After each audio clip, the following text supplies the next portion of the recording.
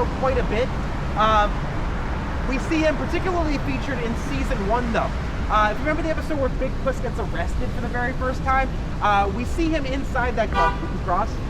Now, at the time, it was known as the Irish American Association of Kearney, New Jersey, a little social club for Irish in the area. But back when it appears in the show, we see this pop up as the Italian American Association of Kearney, New Jersey. So, Big Puss is inside playing billiards, and then we have the FBI right out here. They are knocking on the front door. They want to take a look around, and then they go inside. And inside the club is a billiards table. They look inside the billiards table underneath, and there's a bunch of guns hidden inside, illegally purchased guns. So they chase Big Puss out and end up arresting him. This is when Tony starts to suspect maybe Big Puss is already an informant.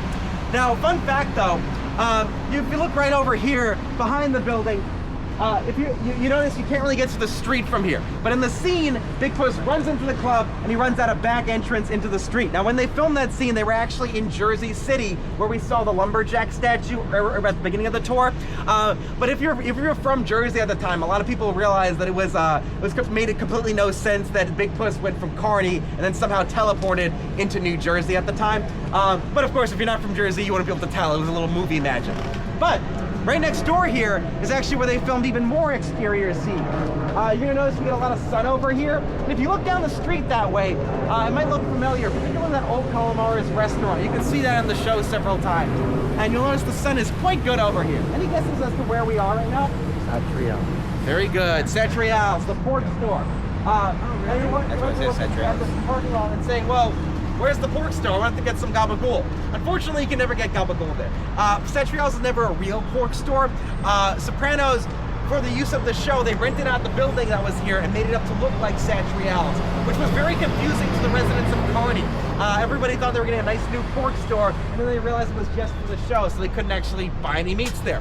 But whenever the show was filming, people would line up across the street right over there, and you'd see James Gandolfini, give or take, right over here at his little black table, sipping his coffee in the morning, discussing business. And then if you remember from the weed store we saw earlier with the sign of Paulie getting his suntan, this is also where Tony Sirico would be getting his tan in. And fun fact, in real life, Tony Sirico actually, he did love to get his tan in. He was very particular about his appearance. That was something about Paulie that they added into the show because of how he was in real life. Now, the reason the building is no longer here though, unfortunately after the show finished its run, the owner had no more use for it, and so he ended up selling off the building. He couldn't keep upkeeping it.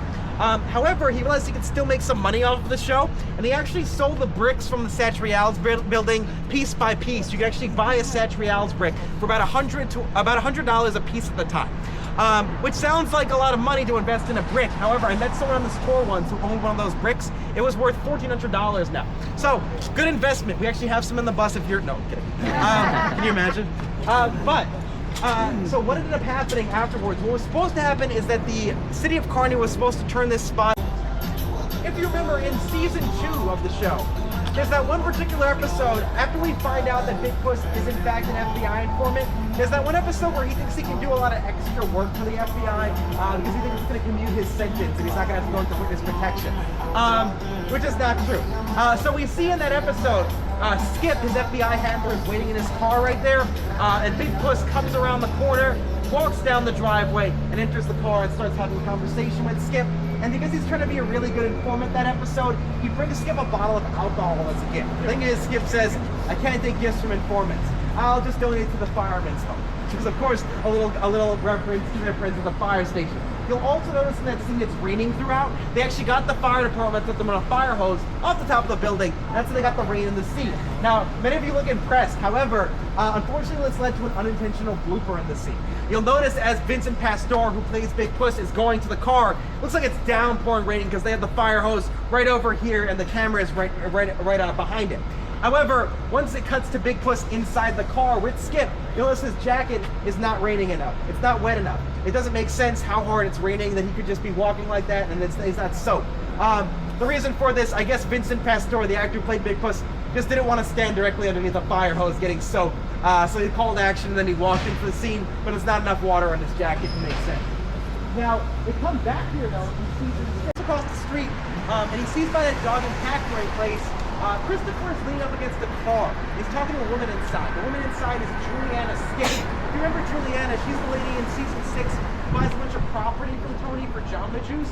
The thing is, they start doing the business deal, and it turns out they wanted to have a little fling. Tony almost ends up sleeping with Juliana, but he tries to be a good husband that season. He ends up not going through with it at the last minute. And a couple episodes later, turns out Juliana is a recovering addict, just like Chris. They meet at AA, and they start seeing one another. The thing is, in the mob, because Tony is Chris's superior, and he was previously seeing Juliana, there's sort of a little rule where a guy who's like Chris, who works underneath Tony, should not be seeing a previous Kumar or somebody who was dated by his boss. So Tony calls Chris over right over here, and he says to him, "What are you doing talking to that real estate agent?" And Chrissy tries to be smart, and he says, "Oh, she's not a friend of mine. She knows my Kumar. I was asking her help for the birthday gift." And Tony says, "Oh yeah, well, what'd she recommend?" And Chris comes up with a lie. He says, "Oh, Luther Vandross CD." Tony nods his head like it's a good idea, but he knows something's up. And then, of course, all the way at the end of the season at Chrissy's funeral, he sees Juliana again. At that point, he has to know something is going on, but it's too late to act on it because Chrissy's already dead. So we're gonna head further up this way now. A yellow store that's this Big Stash's sub house, a sandwich shop. You see Chris stopping from a Big Stash's sub house, and then right by that bench right there, there used to be a newspaper box. You see Chrissy go into the newspaper box, pull out a newspaper, sees his name in the paper, gets very excited, so he takes all the papers, puts them in his car, and then he drives off.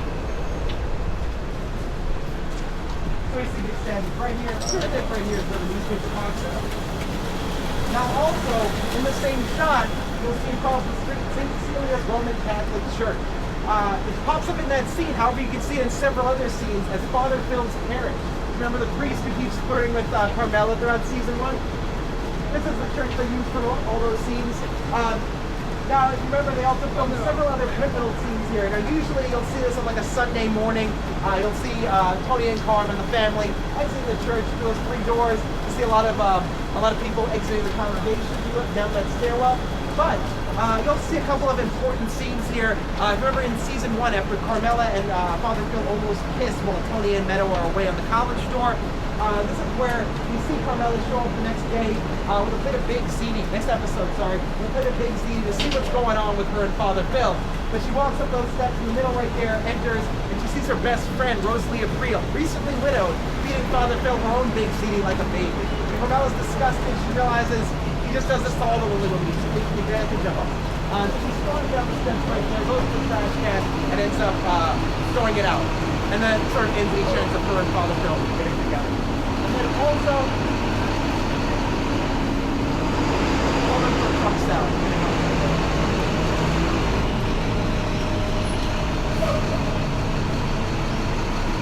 Also, in season 3, this is where we get our first appearance and one of our last appearances of Bobby Bacala Sr., Bobby's father, also known as Old Man Bacala, also called the Terminator. Why do they call him the Terminator? Because he's the best hitman the mob knows.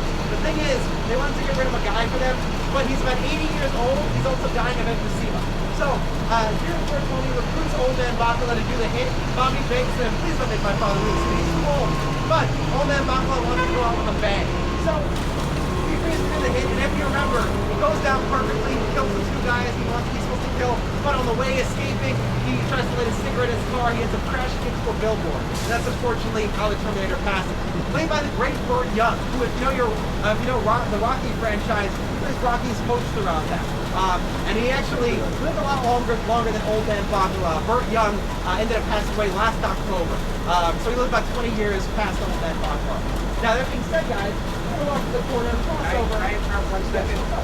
In the 4th season, Carmine Luca Ratz was killed and died, and he was laid out in my funeral home. And the way that happened was Satrial's used to be called the West Hudson Auto Parts Store, and my next door neighbor, Ray Pardo, owns a janitorial service in Newark. And just to make his office here in Kearney, he bought West Hudson Auto Parts. Then Jessica Archer, a site coordinator, contacted the Kearney tax office to find out who owned that building. And it was Ray Pardo. Ray Pardo hadn't moved in yet.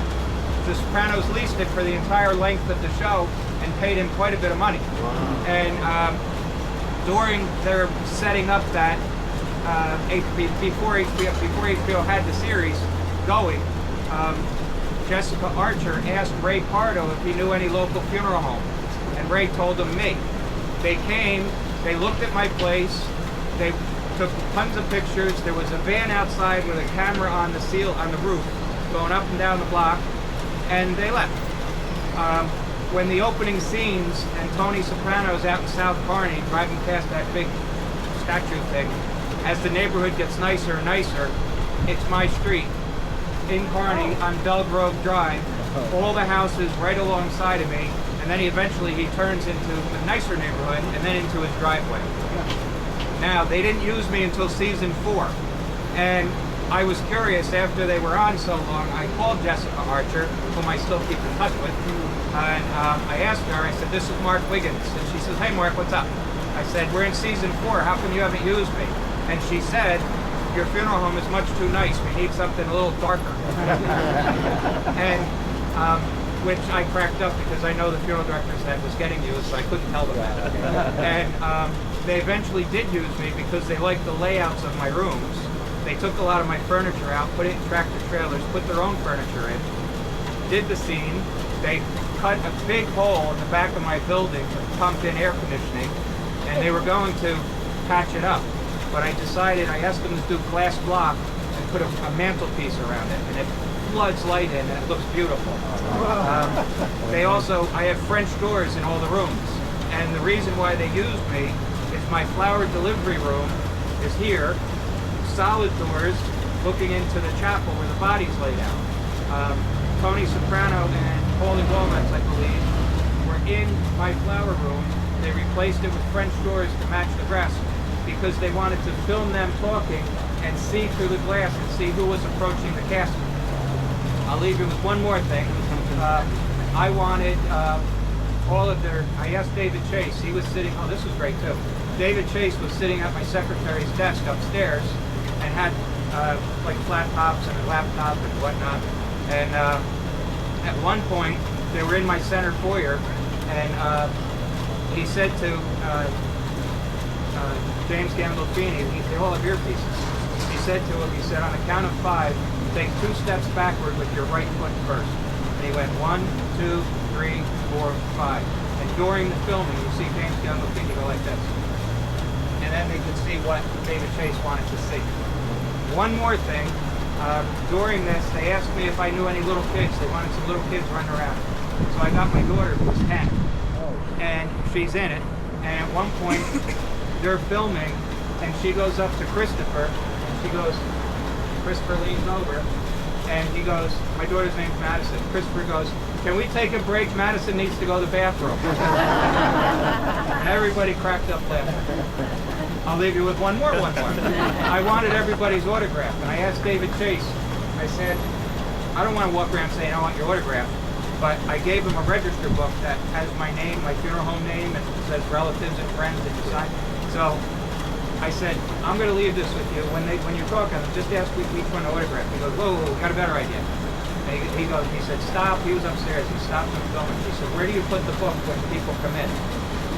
And I put the book out, and he came downstairs, and he said, at some point, I don't care when it's natural, if you're walking by the book, stop and sign a note to Mark. And if you watch Carmine Luca Brat's funeral, every now and then you see someone going like this. And I have that book. And from James Gandolfini, it said, hey Mark, beautiful place. I hope I never have to use you soon. And then he signed his name. So I'll leave you with that.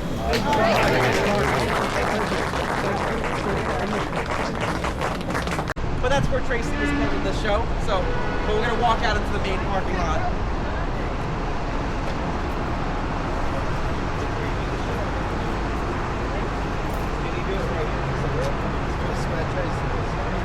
Right there by the podium. Keep going that way, guys. We're going to take a photo with the sign.